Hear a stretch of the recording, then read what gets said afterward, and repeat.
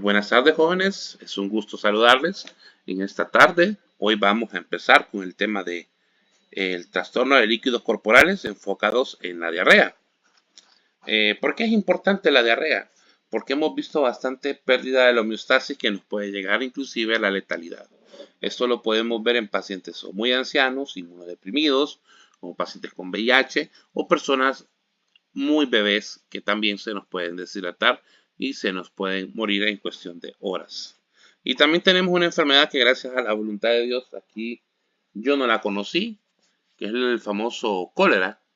Y sí ha sido una debilidad aquí en el mundo porque el cólera podía llegar a matar gente en cuestión de horas. Bueno, entonces, hablando de todo un poco, vamos a empezar con lo que es los líquidos corporales. Yo sé que ya lo habíamos visto, lo vamos a mencionar.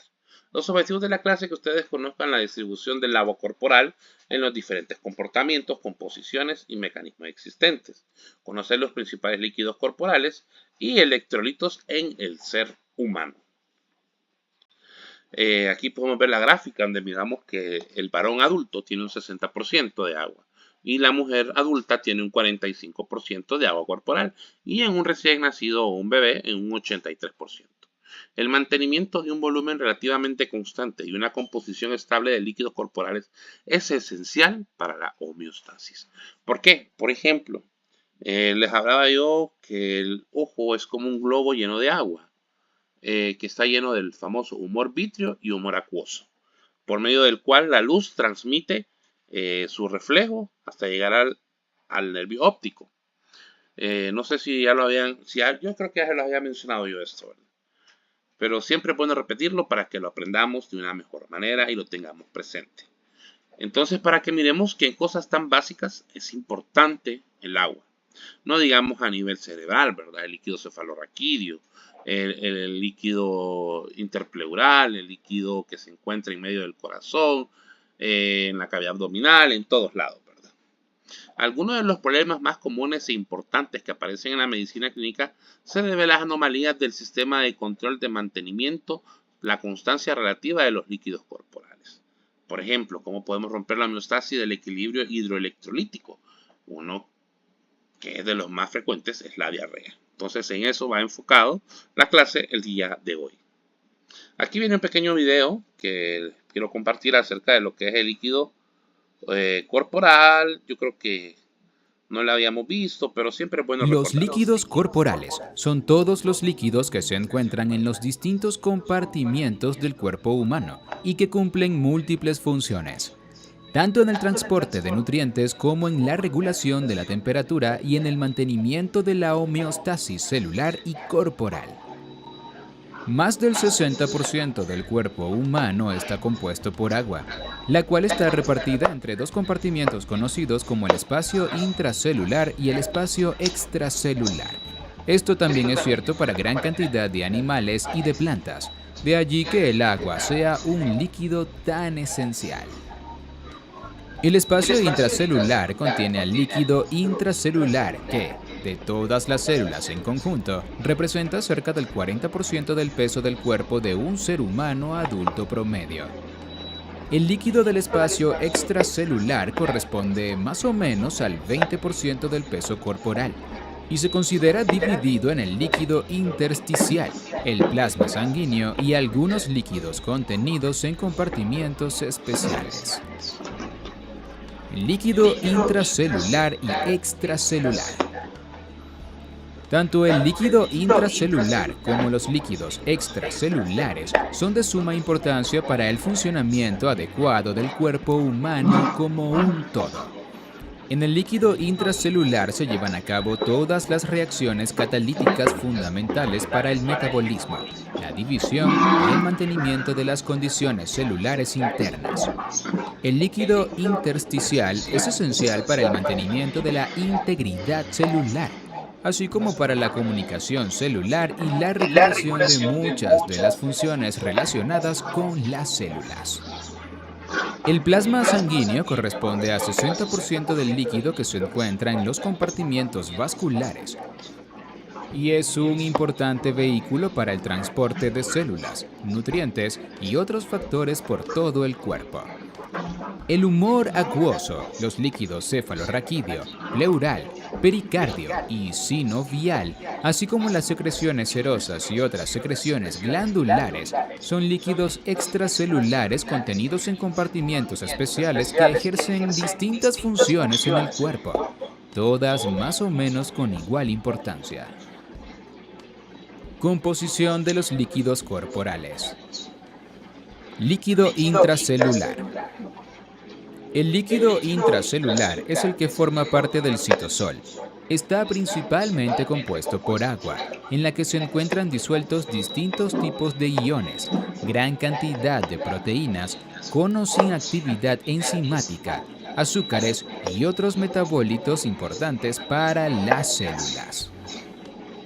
Mientras que las proteínas en el líquido intracelular representan cerca del 30% del peso total de una célula, también existen altas concentraciones de los siguientes iones: sodio, potasio, magnesio, calcio, cloro, iones fosfato, iones bicarbonato, iones sulfato. Líquido intersticial. El líquido intersticial es aquel que se encuentra en el espacio extracelular intersticial y es el que contiene y rodea a las células del cuerpo. Como el líquido intracelular, el líquido intersticial está formado principalmente por agua, donde también hay disueltos distintos tipos de partículas, siendo los electrolitos, aniones y cationes los más importantes. Plasma sanguíneo.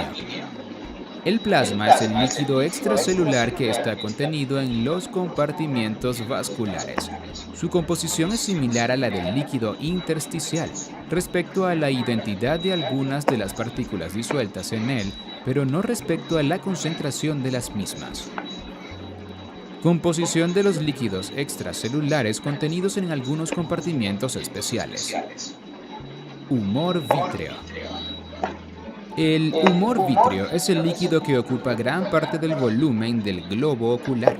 Se trata de un líquido transparente que participa en algunos aspectos de la visión y de la protección del ojo frente a traumatismos. Está compuesto por más de 95% de agua, en la cual están disueltos algunos minerales como potasio, cloro y sodio. También contiene fibras de colágeno y otras proteínas junto con ácido hialurónico. Líquido cefalorraquídeo. Este líquido deriva del plasma sanguíneo y está confinado en las cavidades del sistema nervioso central, cerebro y médula espinal.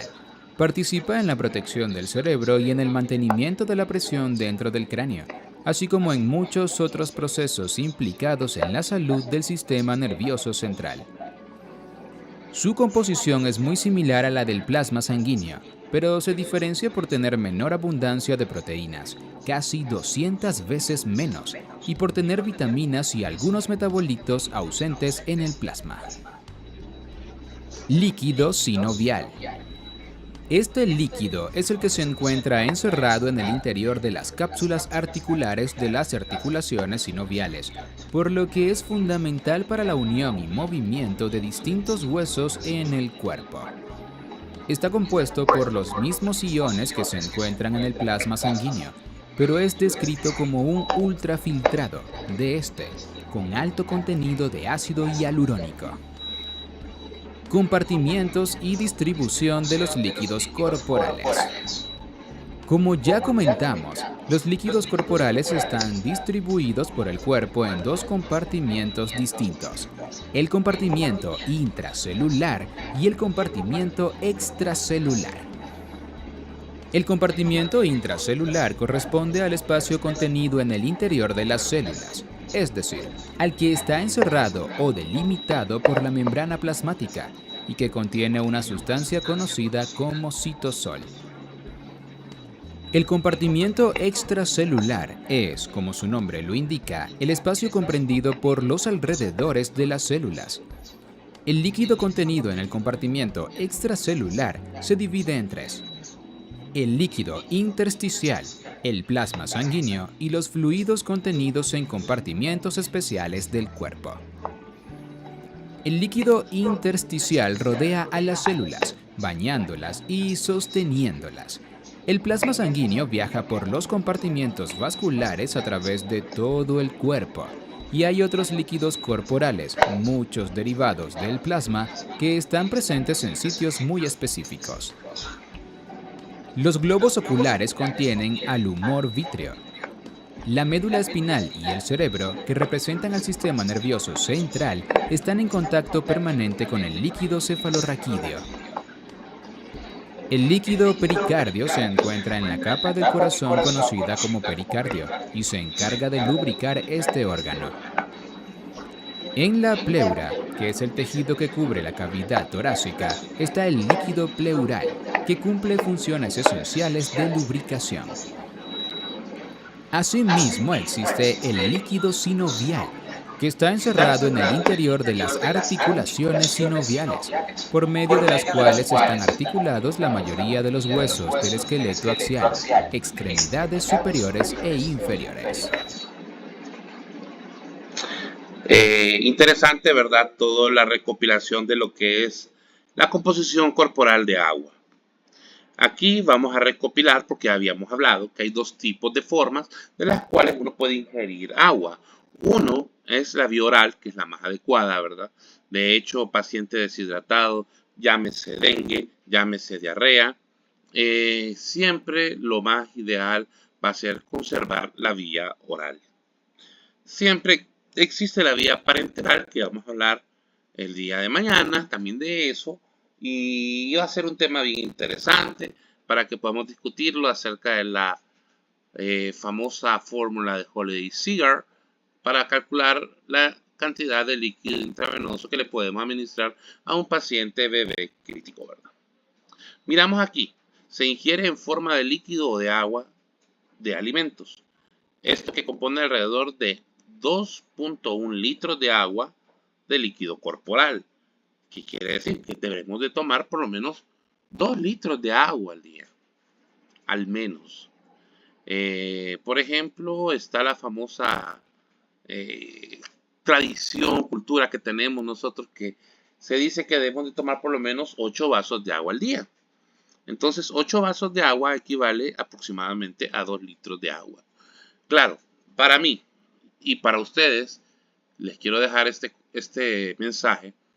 ¿Cómo se sabe que una persona está hidratada correctamente? Cuando su orina sale clara. Creo que habíamos hablado de esto, me parece. Entonces sí, ahí es cuando ya uno puede ver que la orina está clara. Claro, que conste, no demasiado clara, porque cuando nos sobrehidratamos y empezamos a orinar de más, podemos perder el famoso electrolito sodio. Que ya hemos hablado de eso también, ¿verdad? Increíble cómo el sodio puede estar involucrado en tantas cosas. Es también un transmisor de energía para la sinapsis nerviosa, en las contracciones cardíacas y en un montón de factores. Se sintetiza en el cuerpo la oxidación de los hidratos de carbono con una cantidad de unos 200 ml al día. Interesante. También tomamos agua al comer tortillas, ¿verdad? Estos mecanismos proporcionan el ingreso total de 2.3 litros al día. Sin embargo, la ingesta de agua es muy variable entre las diferentes personas, incluso la misma persona, ¿verdad? Estamos aquí en Tegucigalpa, en ocasiones tenemos mucho sol, mucho calor. Y para las personas que vivimos fuera de Tegucigalpa, por decir Tatubla, Salida del Sur, allá en Cerro de Ula, Vallereán, el clima es un poco más fresco. Y en esos lados uno consume menos agua. También cuando el clima cambia, cuando vamos a la playa, cuando hacemos ejercicio, cuando caminamos inclusive hasta el séptimo piso del edificio 5, cuando venimos de clase de la facultad, ahí también consumimos más agua de lo habitual. Y eso se mira por los hábitos que tenemos nosotros, ¿verdad? Y aquí pues hablamos de lo mismo, ¿verdad? De las pérdidas, de los ingresos y de las pérdidas. Los ingresos ya los hablamos, no vamos a continuar hablando de eso. En las pérdidas tenemos las pérdidas insensibles, que tenemos la piel, que son 350 ml, las insensibles pulmón, son otros 350 ml, el sudor, más o menos 100 ml, en las heces otros 100 ml, y la orina, que anda en un promedio de 1,5 litros al día, para hacer un total de pérdidas de 2 litros con 300 ml. Cuando tenemos el ejercicio intenso, miramos que aquí ya cambia un poco la cosa, miramos que en la piel se mantiene, en los pulmones como respiramos más rápido, más profundo, aumenta de 350 a 650, el sudor ya no son 100 ml, son 5 litros, en un ejercicio extremo, ¿verdad? En las heces igual, en la orina más bien baja. ¿Por qué? Porque aquí entra en función la famosa hormona antidiurética, que como recordarán en Estructura y Función 2, esta se sintetiza en el hipotálamo. Y tenemos una pérdida total de 660 ml, que es más o menos casi 7 litros. Parte de las pérdidas de agua no puede regularse de manera precisa. ¿Qué quiere decir esto? Que no se puede dar un control preciso de lo que son las pérdidas de ingestas y pérdidas que tenemos. Por ejemplo, el ser humano experimenta una pérdida continua de agua por evaporación de la vía aérea y por difusión a través de la piel. Y un conjunto son responsables alrededor de 700 ml al día por pérdida de condiciones normales. Cuando nosotros estamos en un ambiente más fresco, por así decirlo, un aire acondicionado, botamos menos agua, conservamos más líquido corporal. Y por eso yo considero que es adecuado tener el aire encendido. Lastimosamente tenemos desperfectos a veces en la universidad, ¿verdad?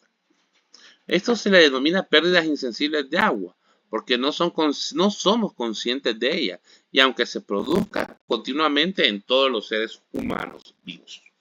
Por ejemplo, siempre es bueno tomarlo en consideración cuando tenemos un paciente en estado crítico, que se hace el control de ingestas y excretas. Ahí uno va midiendo, se le pide al paciente que orine en un pichel graduado en ml antes de descartarse la orina, y así se mide cuánto de orina tiene o cuánta diuresis tiene. Bueno, aquí esta imagen creo que la habíamos visto antes. Miramos las pérdidas en el riñón, pulmones, heces, sudor y piel, y la ingesta es la vía oral. Aquí miramos que en el plasma hay 3 litros, en la membrana capilar, líquido intersticial hay 11 litros, y en la membrana celular, líquido extracelular. El volumen sanguíneo. La sangre contiene líquido extracelular, líquido del plasma, líquido intracelular de los eritrocitos. Sin embargo, la sangre se considera un compartimento líquido separado, porque esta contiene su propia cámara, el aparato circulatorio. La sangre es más viscosa que el agua. El volumen sanguíneo es especialmente importante en el control de la dinámica cardiovascular. El volumen sanguíneo medio de los adultos es alrededor del 7% del peso corporal, y como sabemos, el gasto cardíaco es de 5 litros. Me acuerdo que alguien me hizo una pregunta así en el examen. Gasto cardíaco es de 5 litros. Alrededor del 60% de la sangre es plasma y el 40% eritrocitos. Pero estos porcentajes pueden variar considerablemente en diferentes personas dependiendo del sexo, peso y otros factores. ¿Qué quiere decir? Que la persona más grande tiene mayor cantidad de agua. El hematocrito es el volumen de conjunto de eritrocitos, ya lo habíamos visto. ¿Se acuerdan que inclusive en el último laboratorio que tuvimos vimos los eritrocitos, ¿verdad? Cuando estaban deshidratados y cuando tenían abundante agua, con las concentraciones de agua con cloruro de sodio. El hematocrito es la fracción de sangre compuesta de eritrocitos, lo que se determina centrifugando las células la sangre en un tubo de hematocrito hasta que todas las células se acumulan en el fondo, que es lo que miramos en la imagen al lado derecho. Dato que el centrifugado no compacta completamente los eritrocitos, alrededor del 3 o 4% del plasma permanece atrapado entre las células, y el hematocrito verdadero es alrededor del 96%. En los hombres el hematocrito medido es normalmente alrededor del 0.4 y en las mujeres del 0.36. En personas con anemia grave puede reducirse hasta un 0.1 y con un valor suficiente para sustentar la vida. Por el contrario, en aquellas personas con trastornos en los que hay una producción excesiva de eritrocitos, se le conoce esta patología o condición como policitemia. Aquí lo que hay que hacer son exsanguíneos que se les saca, como podríamos decir, controladamente la sangre para poder tener una hemostasis completa, porque ni los excesos son buenos, ni las carencias son buenas. En estas personas el hematocrito puede aumentar a un 0.65. Los valores normales en una persona adulta miramos que es del 37 al 47%, ¿verdad?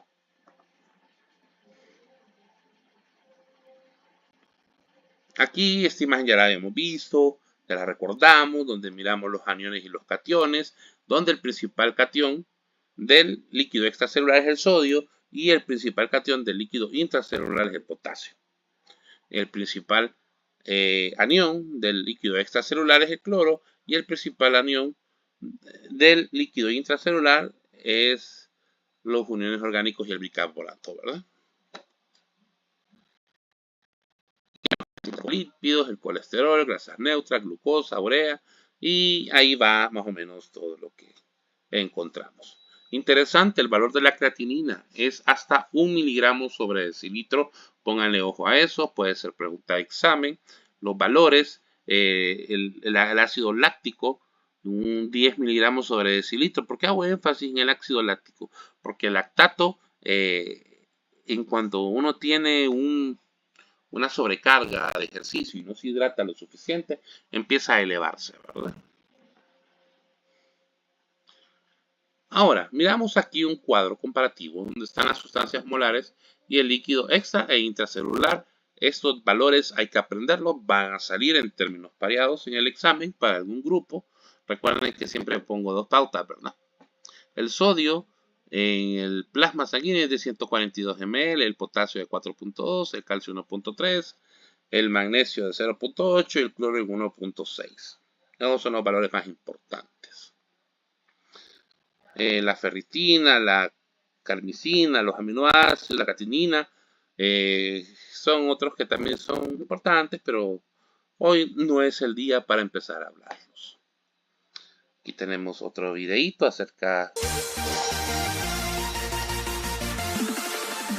La digestión es el proceso mediante el cuerpo obtiene sus nutrientes a través de los alimentos para la realización de todas sus actividades, y el encargado de realizar esta función es el aparato digestivo, el cual rompe los alimentos para liberar los nutrientes y que el cuerpo pueda absorberlos hacia el torrente sanguíneo y llevarlos hacia todas las células del cuerpo. La digestión inicia en la boca, donde los alimentos son triturados por acción de los dientes y son humedecidos por la saliva, la cual tiene una enzima llamada amilasa que se encarga de degradar los carbohidratos. Los alimentos, una vez triturados y remojados, forman lo que es el bolo alimenticio, que pasa por la faringe hacia el estómago a través de un tubo llamado esófago mediante movimientos peristálticos. A este proceso se le llama deglución. El estómago es un órgano que se encuentra rodeado de mucosa que lo protege de los ácidos de su interior, y en el estómago se encuentra una enzima llamada pepsina que se encarga de degradar las proteínas de los alimentos, y el bolo alimenticio se transforma a una sustancia pastosa llamada quimo que va pasando poco a poco del estómago hacia el intestino delgado. El hígado produce bilis o sales biliares que se encargan de la degradación de las grasas, y además el páncreas produce jugo pancreático que se encarga de digerir carbohidratos, proteínas y lípidos. En el intestino delgado se encuentran unas vellosidades que contienen vasos sanguíneos en donde los nutrientes pasan al sistema circulatorios y son llevados a todas las células del cuerpo. Dicho de otra manera, en el intestino delgado se absorben los nutrientes. Los residuos de la digestión abandonan el intestino delgado y pasan al intestino grueso, en donde se encuentra la flora bacteriana que nos protege de microorganismos que podrían enfermarnos, y utilizan estos residuos de la digestión como nutrientes para elaborar vitaminas B, K y aminoácidos que son absorbidos junto con el agua de los alimentos y así formar las heces fecales que se van depositando en el recto, que es la parte final del intestino grueso, y finalmente salir del cuerpo por el ano. Interesante, ¿no? A cierta ciencia. Quiero mandar un cordial saludo a Ramsés, a Nayeli Jocelyn Martínez Carrasco Bueno, y a ya Wendy creo que Gabriela mucha información de los Méndez anuncios, Jiménez. ¿verdad? Muchas gracias por su apoyo. Ay, hoy sí. Es importante saber cómo se produce la digestión, ¿verdad? Porque de ahí vamos a partir en lo que es esta clase. La digestión y absorción en el tubo digestivo. Yo creo que ya hemos empezado a escuchar de esto. Si mal no me equivoco, ustedes en endocrino, ¿verdad? Con el famosísimo doctor, ¿cómo es que se llama? Ya me olvidé. Bueno, entonces, los principales alimentos que sostienen la vida del organismo se clasifican con excepción de las pequeñas cantidades de ciertas sustancias, como las vitaminas, minerales, hidratos de carbono, grasas y proteínas. En general, la mucosa gastrointestinal no puede absorber ninguno de ellos en su forma natural. Interesante, en su forma natural. Por lo que sin un proceso de digestión preliminar no serviría como alimentos nutritivos. ¿Cómo empieza la digestión? En la boca, ¿verdad? Cuando empezamos a triturar los alimentos. Y vienen las glándulas salivales, la secreción de saliva, donde está la amilasa y empieza la descomposición, ¿verdad? En esta clase se estudian los procesos que los hidratos de carbono, la grasa y las proteínas se digieren hasta convertirse en un compuesto sumamente pequeño como para que puedan ser absorbidos y los mecanismos por los cuales se absorben los productos finales de digestión, así como el agua, electrolitos y otras sustancias. Miramos aquí la digestión de los diversos alimentos mediante la hidrólisis. Hidrólisis de hidrato de carbono, hidrólisis de las grasas e hidrólisis de las proteínas. Bases anatómicas de la absorción. Aquí yo he tenido bastantes problemas, ¿verdad? Porque yo he visto y les pongo a veces preguntas. ¿En qué lugar se absorbe más el calcio, el hierro y los aminoácidos? En la gráfica que miramos aquí es en el duodeno, ¿verdad? El agua, los carbohidratos, las grasas y las vitaminas es en el intestino delgado. Y en el colon encontramos sodio, potasio, agua y vitamina K de las bacterias. En el ilion encontramos las sales biliares y la vitamina B12. Pero ¿qué sucede? Si bien es cierto que en el intestino delgado hay absorción de agua, donde sucede la mayor cantidad de deshidratación de los alimentos ya consumidos es en el intestino grueso. Entonces, si yo les pregunto a ustedes, ¿dónde se produce la mayor absorción y deshidratación de las heces? Va a ser en el intestino grueso. La cantidad total de líquido que se absorbe cada día en el intestino es igual a la cantidad de líquido ingerido, alrededor de 1,5 litros, más el contenido de distintas secreciones gastrointestinales, que más o menos son 7 litros, lo que representa un total de 8 o 9 litros, salvo el 1,5 litros. El resto del líquido se absorbe en el intestino delgado y solo el 1,5 de ello que atraviesa la válvula ileocecal en dirección al colon. Interesante, ¿no?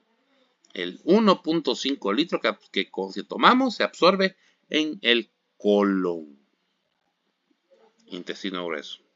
El estómago es una zona del tubo digestivo donde la absorción es escasa, ya que no dispone de la típica membrana absortiva de tipo velloso, y además las células epiteliales de la mucosa se adhieren entre sí mediante uniones estrechas. Sobre algunas sustancias muy liposolubles, como el alcohol y ciertos fármacos, como el ácido acetilsalicílico, ¿alguien me puede decir qué es el ácido acetilsalicílico? Es correcto, es la aspirina, se absorben en pequeñas cantidades.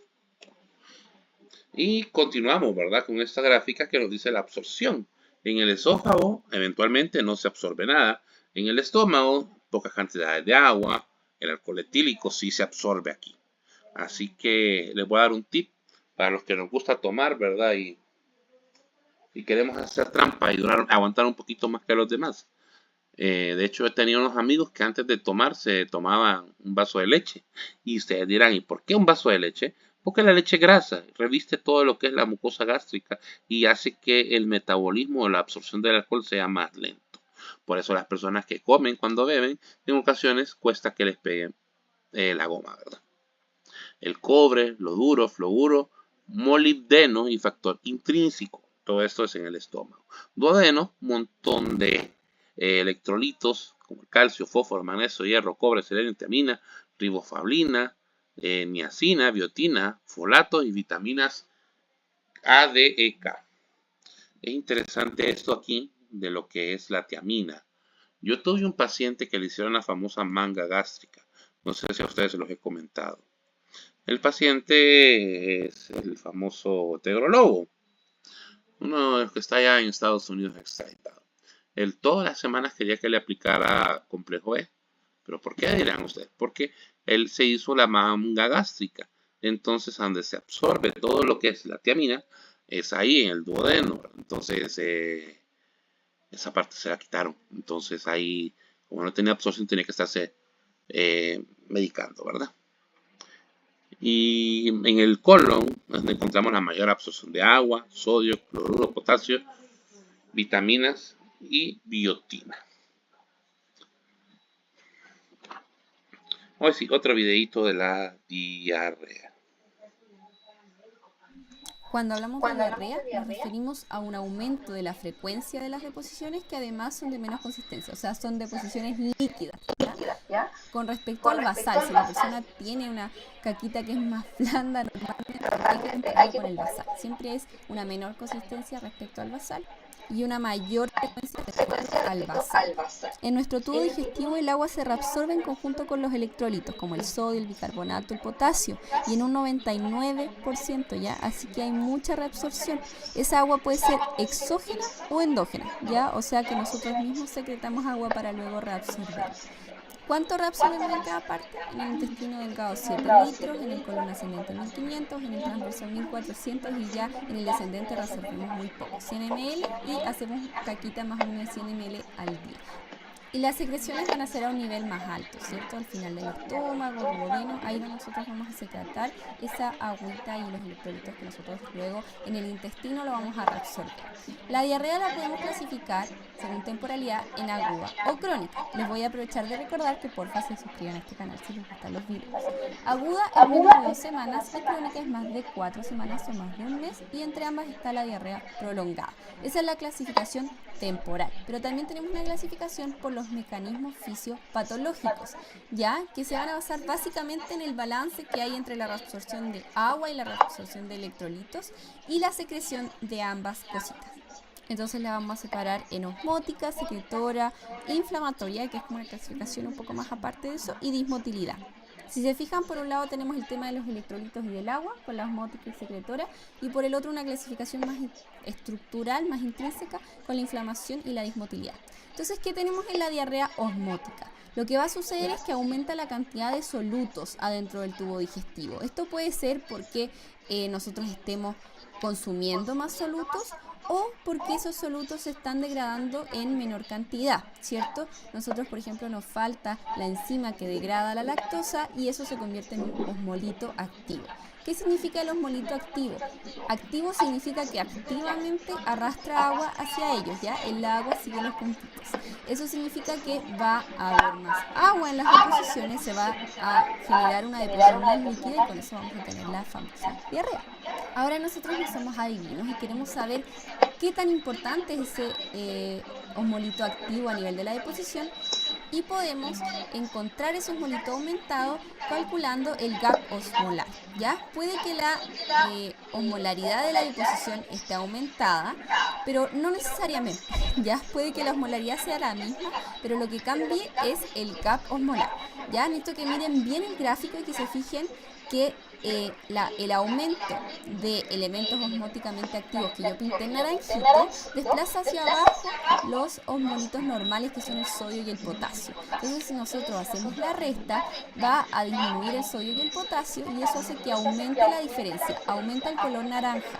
Ese color naranja que yo les pinté es el gap osmótico. El gap osmótico representa todos esos osmolitos activos que no son los normales en las deposiciones, ¿ya? Y que pueden ser exógenos como laxantes, por ejemplo, que no son absorbibles y por lo tanto se quedan en el tubo digestivo arrastrando agüita, por ejemplo el polietilenglicol, o pueden ser endulzantes como el sorbitol, el manitol también, que se utiliza a veces para el edema a nivel cerebral, algunos fármacos como la colchicina, ¿cierto?, la colestiramina y la neomicina. Y a nivel endógeno nosotros podemos también tener de cierta manera un aumento de los osmolitos activos, ¿ya? Puede ser a nivel congénito porque tengo menos enzimas, entonces algo que normalmente se degrada no se está degradando y, por ejemplo, la lactosa, que es el ejemplo que les di antes, empieza a arrastrar, al no degradarse, empieza a arrastrar más agua. También puede ser de forma adquirida por alguna resección de un pedazo del intestino, que lo que va a hacer es disminuir mi capacidad estructural de reabsorber osmolitos activos que normalmente se hubiesen reabsorbido. Si yo no los puedo reabsorber, se mantienen en el tubo digestivo y generan un aumento del arrastre de agua. El ejemplo también que les di de una causa endógena es la intolerancia a la lactosa, donde como tengo menos enzima de tipo disacaridasa, aumenta la lactosa a nivel del tubo digestivo y también aumenta el arrastre de agua. Una característica súper importante de la diarrea osmótica es que si yo disminuyo la cantidad de osmolito activo con un ayuno, por ejemplo, va a disminuir la diarrea porque ya no tengo esas moléculas que son activas y que están produciendo el arrastre de agua. Así que la diarrea osmótica va a tener un aumento del gap osmolar más de 100 y además va a disminuir con el ayuno. En el otro mecanismo que tenemos puede ser una diarrea secretora. La forma en que nosotros secretamos agüita, que es esa como gotita que pinté de color azul, es secretando electrolitos, sobre todo sodio y cloruro, ¿ya? Y el sodio y el cloruro yo los secreto y eso produce un arrastre de agua, ya de forma más o menos pasiva, ¿ya? El agua va a seguir esos iones y por lo tanto así se va a secretar. No es que yo secrete agua sola a través del intestino. Y lo que va a hacer eso es que yo pierda electrolitos y que pierda agua en conjunto, ¿ya? Y por eso se repone con suero fisiológico, que es sodio, cloruro de sodio con agua. Ahora, ¿qué puede causar esto? Principalmente elementos secretagogos, o sea, gogos como que estimulan la secreción, ¿ya? Secretagogos. Y estos secretagogos pueden ser toxinas, por ejemplo, de bacterias como la E. coli enterotoxigénica, ¿ya? Entero es de tubo digestivo, toxigénica es de esta toxina que es secretagogo. Entonces, lo que va a hacer esta maldita E. coli enterotoxigénica es aumentar los niveles de GMP cíclico, PKG, ¿cierto? Proteína quinasa G, y eso va a estimular un canal que se llama CFTR, que al ser secretador de cloruro, secreta cloruro y con eso sale agua, ¿ya? También tenemos otra toxina producida por el Vibrio cólera, que también es como el paradigma, ¿ya?, de la diarrea secretora. Aprendan a hacerlo. Estimula la adenylatociclasa, que aumenta el nivel de AMP cíclico dentro de la célula del enterocito, que es la célula que forma parte de nuestra pared intestinal, y a partir de eso se estimula ese mismo canal, ya el canal de cloruro CFTR.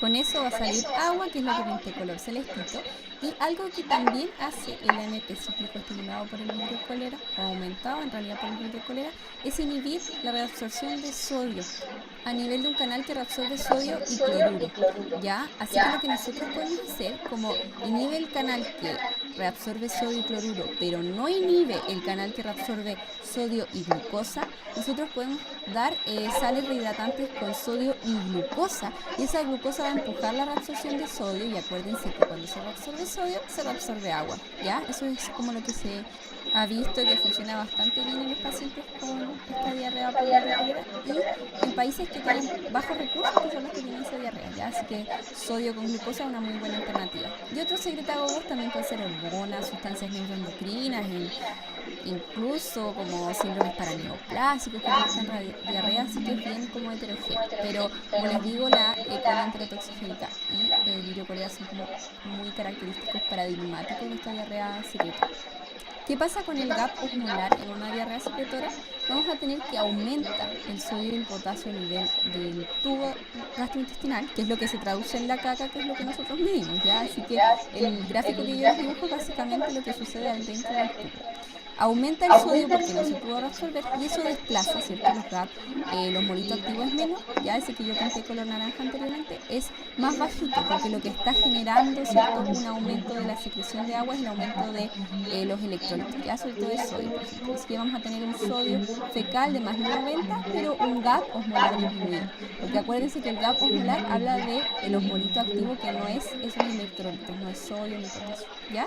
Y obviamente es independiente del ayuno porque estas toxinas están funcionando haya o no haya comida. O sea, la persona ya ingirió la bacteria y ese fenómeno fisiopatológico va a seguir pasando, ¿ya? Por lo tanto, recordemos que las causas puede ser un aumento de AMP cíclico, ya sea por la vibrio-cólera o por otras cosas que aumentan la actividad de AMP cíclico. Hay toxinas, el alcohol, prostaglandinas, fármacos, el péptido vasoactivo intestinal, que puede ser producido por un lipoma, ¿cierto? Y como les dije, sustancias neuroendocrinas como serotonina, glucagón, secretina, colecistoquinina, todas esas cosas como que suenan, ¿cierto? Laxantes, todas esas cosas que les estoy anotando acá también son capaces de aumentar la actividad secretora de nuestro tubo digestivo.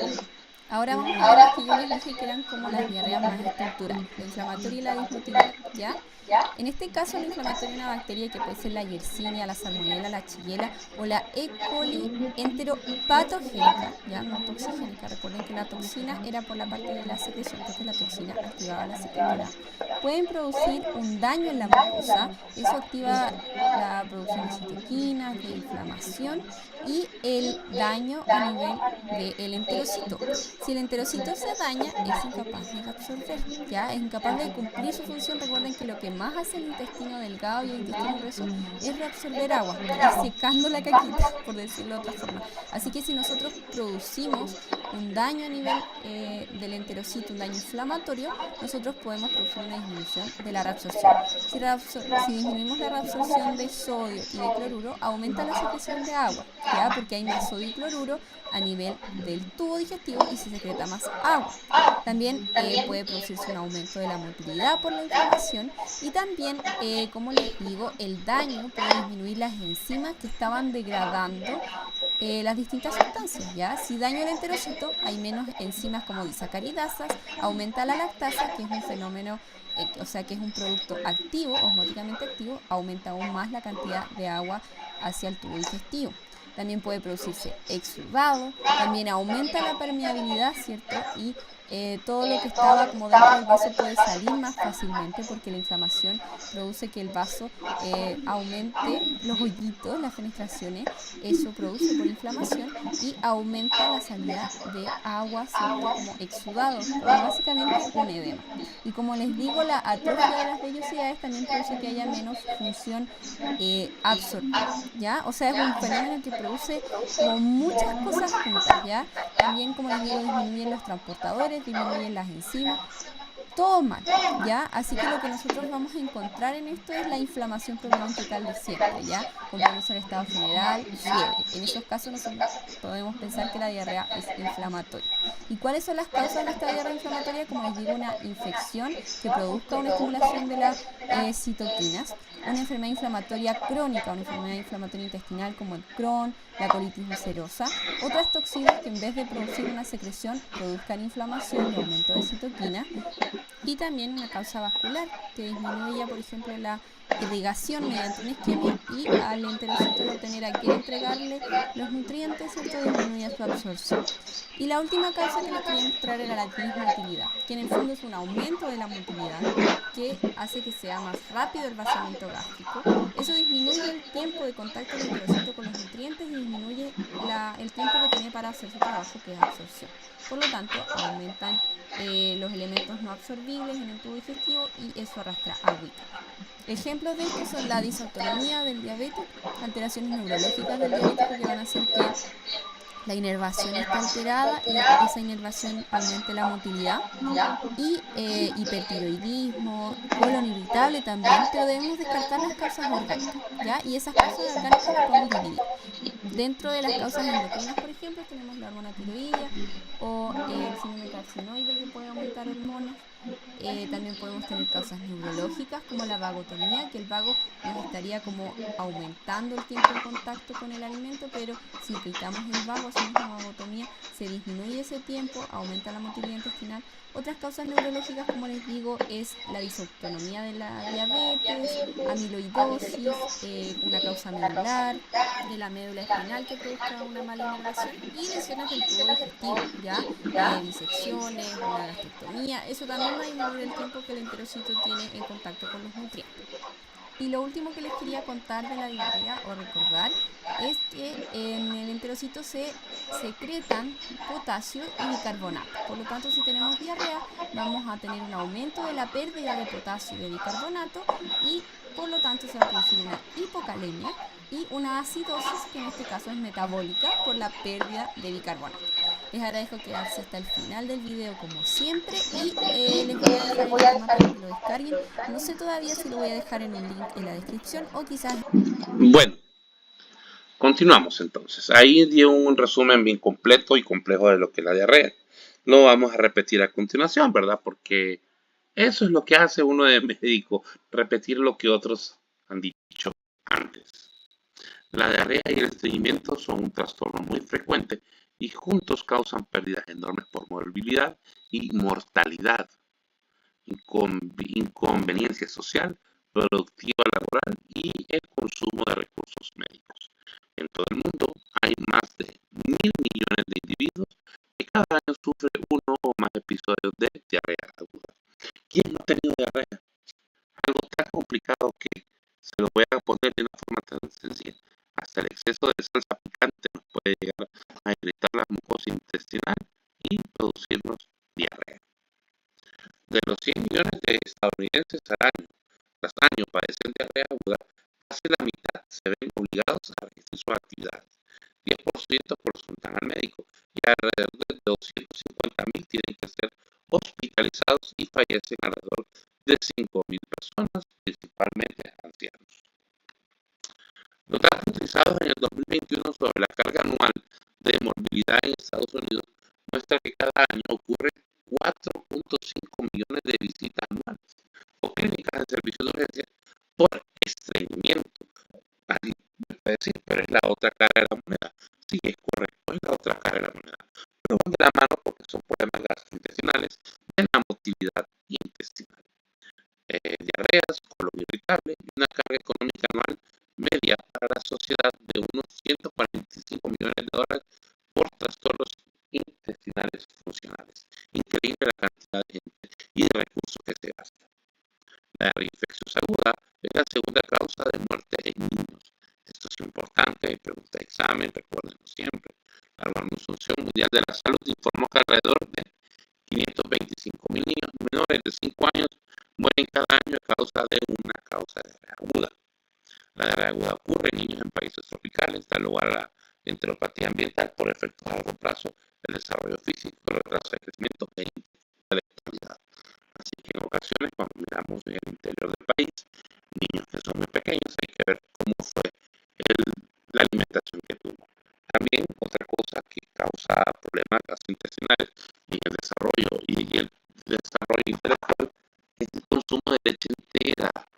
Nosotros hemos romantizado demasiado la leche de vaca y lastimosamente la leche de vaca es para los terneros, para nosotros es la leche materna y cuando ya dejamos de usarla podemos usar alternativas como la de almendra.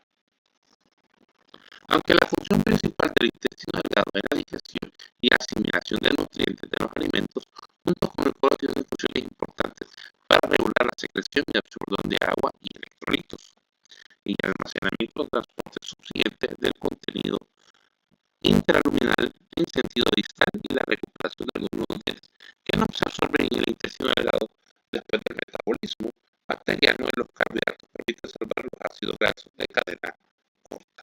Ahí miramos una microvellosidad y el nivel de vascularización que se encuentra. En el libro de medicina interna de Harrison, la 12ª edición, miramos la tabla de diarrea y estreñimiento, donde miramos que el estómago y el intestino delgado tenemos ingresos en el ayuno, almacenamiento temporal, trituración, mezcla y tránsito. En el estómago, un promedio de 3 horas, el intestino delgado otras 3 horas y el ilion avanza a un contenido intestinal. El colon mezcla, fermenta y absorbe el tránsito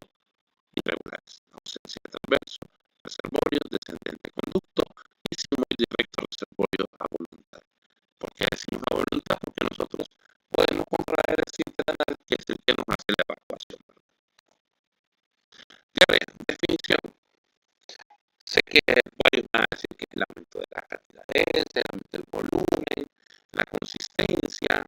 Sí, todas son reales, ¿verdad? Pero la diarrea se define en general como la expulsión de heces no formadas y anormalmente líquidas con un incremento de la frecuencia de defecación. Para un adulto que consume una dieta característica principalmente occidental, como la que tenemos nosotros, que son alta en tortillas, en hidratos de carbono, la cantidad de veces superior a 200 gramos al día puede considerarse en general como diarrea. ¿Cómo lo vamos a pesar? 200 gramos es bien complicado, ¿verdad? Solo que lo tengamos en un pañal. Se puede definir como diarrea aguda la que dura menos de 2 semanas. Eso es el tiempo. Diarrea persistente la que dura de 2 a 4 semanas y la que dura más de 4 semanas ya se considera diarrea crónica. Cada una tiene sus causas, como vimos en el video anterior, y vamos a ver a continuación. La diarrea aguda, más del 90% de los casos de diarrea aguda se deben a agentes infecciosos. Estos casos se manifiestan a menudo por vómito, fiebre, dolor abdominal. El 10% restante se debe a fármacos, ingestión de sustancias tóxicas, excesos alimentarios, isquemia y otros trastornos. Interesante, hablamos de isquemia. Yo les he hablado a ustedes de lo que es la trombosis de la arteria mesentérica. En estos casos, como no hay absorción del intestino delgado, entonces del grueso, ¿no? Puede haber un trastorno, ¿verdad?, de la motilidad. Y podemos ver también que en lo que son causas infecciosas siempre va a haber vómitos, fiebre y dolor. Agentes infecciosos a nivel nacional, Estados Unidos provienen las infecciones como bacterias, o sea, las más importantes, como ser la del viajero. La mayor parte de las diarreas infecciosas se transmiten vía fecal oral. Aquí hay una frase un poquito grosera que decía un gastroenterólogo: ustedes se enferman por comer mierda. Decía. La verdad es que lo que pasa, el dinero es uno de los comités que con mayor frecuencia encontramos heces fecales y todos sacamos dinero todos los días, ¿verdad? Por eso hay que tener el lavado constante de manos para no tener ese cruce de heces en la boca. Al consumir alimentos, agua contaminados, hay que tener el problema del agua. Ayer estaban hablando con la doctora Arena precisamente de eso, de que las diarreas actualmente se han disparado por la mala conservación de alimentos. Aquí te voy a para la luz, es un problema, cada rato se va. De hecho, aquí en Catumba estoy grabando el video y no tengo luz. Entonces eso hace que los alimentos se pierdan, el agua no puede prepararse y tomamos agua de lugares que no son tratados. Las personas con buena respuesta inmunitaria, la flora fecal zootrófica, que abarca más de 500 especies toxinas distintas, grave, produce diarrea y puede desempeñar una función protectora, impidiendo la proliferación de agentes patógenos consumidos. ¿De qué estamos hablando aquí? De los famosos probióticos. Estas son especies que son necesarias en el cuerpo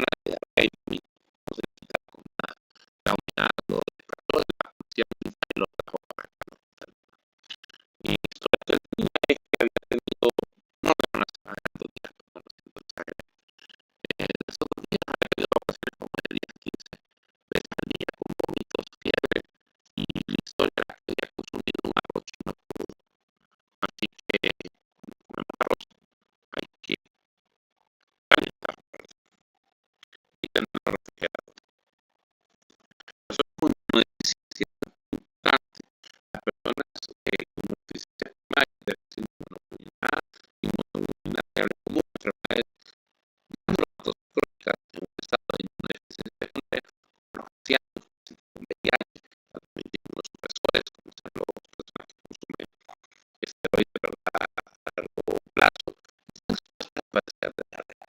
Los patógenos medicinales habituales suelen producir en el saboreado más intenso y prolongado, y en particular en pacientes con VIH se desarrollan microorganismos oportunistas, como los que son las micobacterias, ciertos virus como el citomegalovirus, adenovirus y hasta el herpes simple, en algunos protozoarios como la Phytophthora, Rhizophora belli, Microspora y Blastocystis hominis. Interesante el Blastocystis hominis, porque hago resalto en esto, porque es un comensal en las heces humanas. ¿Qué quiere decir esto? Que puede estar en nosotros y no nos va a dar nada. En un paciente con VIH hay que hablar ojo con eso. Pero las hemorragias y sus familiares no habíamos hablado, ¿verdad? Aquí se encuentra la Shigella, la Giardia, Microspora, rotavirus y otros agentes. Interesante la imagen que coloqué yo ahí, ¿verdad? Donde se tienen estos ancianos.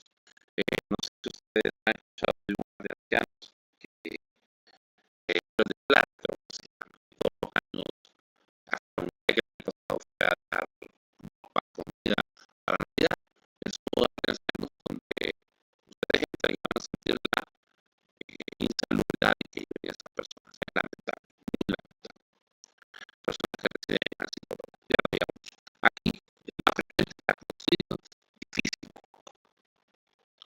Otra causa es probable que los efectos secundarios de fármacos sean causa no infecciosa más frecuente de diarrea aguda, que está relacionada por esa especie del consumo de fármacos que coincide con el tiempo y inicio de los síntomas. Aunque muchos de esos fármacos capaces de producir diarrea no son considerados con más frecuencia, como los antibióticos, antiarrítmicos cardíacos, antidepresivos, antiinflamatorios no esteroideos, algunos antidepresivos, los antineoplásicos, broncodilatadores, antiácidos y laxantes. Interesante aquí, no hablamos de la colchicina. La colchicina, cuando estábamos en la temporada del COVID, se da como confites a los pacientes y esto lamentablemente tenía diarrea al pasar los días. Aquí vamos a ver que la diarrea, ¿verdad? Que como uno puede identificar la causa o su probable de afectación de la inmunológica y la probiofísica, siempre va a ser el método diagnóstico más impecable. Un buen examen físico y un buen interrogatorio. Miramos que posiblemente no es infecciosa, probablemente puede ser infecciosa. Valorar y tratar con base en los resultados leve, majosa, moderada, alteración de la actividad, intensa, causa de incapacidad. Es importante esto de la causa de la incapacidad. ¿Por qué los americanos no les gusta eso? Porque una persona incapacitada no es productiva. Y lo mismo pasa con nosotros. Usted se puede enfermar. De hecho, yo el periodo pasado tuve pacientes que lastimosamente tuvieron diarrea por ir a un cumpleaños y ese cumpleaños comieron comida, estaba contaminada, un pollo creo que fue y todo el mundo se enfermó. Bueno, ahí más o menos miramos que todo nos lleva a un tratamiento empírico que puede ser un antibiótico con ciprofloxacina o ceftriaxona. Tratamiento de la diarrea aguda.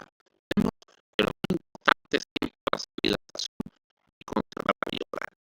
En todas las diarreas agudas, la restitución de líquidos y electrolitos es esencial. En todos los casos leves puede ser suficiente aporte exclusivo de líquidos. La diarrea es intensa y para evitar la deshidratación o en pacientes con edad avanzada, muerte se debe administrar inmediatamente soluciones con azúcar y electrolitos. Eso es lo que estamos viendo en la imagen acá. Es una casa comercial, estamos allá a otro especialista. Es muy bueno, es de los que mejor aceptación tienen, aunque también están Oralexin y otro montón de famoso litrosol que es el que da el estado. Pero pacientes con deshidratación intensa, en particular en grandes ancianos, es necesario la hidratación por medios intravenosos. La diarrea de los moderados sin fiebre ni sangre en las heces se puede dar a loperamida, que inhibe la secreción y la toxicidad intestinal. Puede aliviar los síntomas. Debe evitarse mucho fluir el fármaco en casos de disentería febril, porque puede prolongar y debe utilizarse con precaución. Los fármacos que incrementan su concentración debido a la arritmia cardíaca. El efecto sobre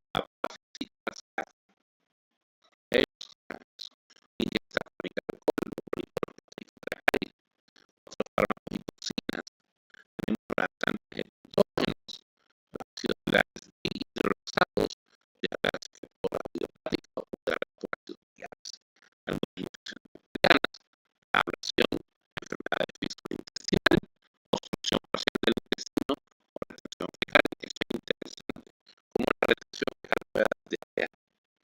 Yo la pasaba en el caso de un niño que tenía heces compactadas y entonces la única forma que podía botar las heces era por los lados. O sea que no salían las heces compactadas de un solo porque estaban demasiado deshidratadas, ¿verdad? Entonces después, como esa parte de la mucosa del intestino no podía evacuar, no absorbía, entonces por los lados salía y manchaba el calzoncillo. Tumores producto de hormonas, esto es interesante, los cánceres, enfermedades de Addison y defectos congénitos con la absorción de electrolitos. Causas osmóticas, laxantes homogéneos, como ser el magnesio,